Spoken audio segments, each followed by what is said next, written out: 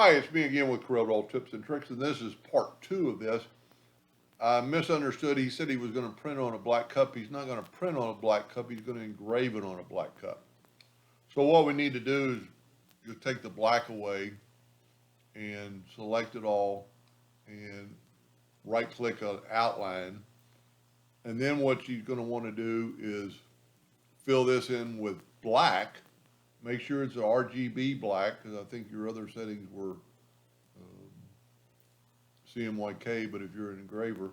And then what I would do is I would, let's set our nudge factor on like 1/2 inch.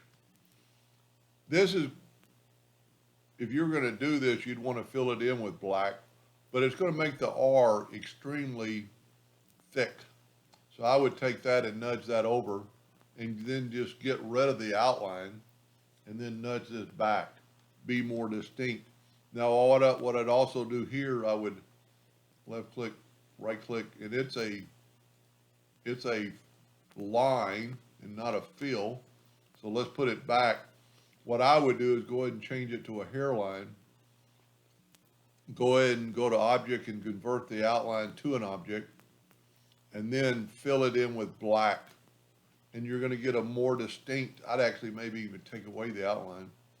You're going to get a more distinct, and then your black line now is going to be, so this is going to be, it's going to look completely backwards.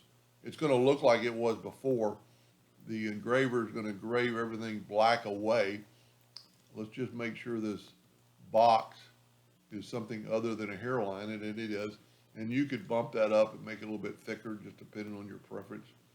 But that would still be the logo, and that's the way it would look, except for everything would be white on the cup, and everything black would be engraved away. Anyway, I hope that helped a little bit. Thank you for watching.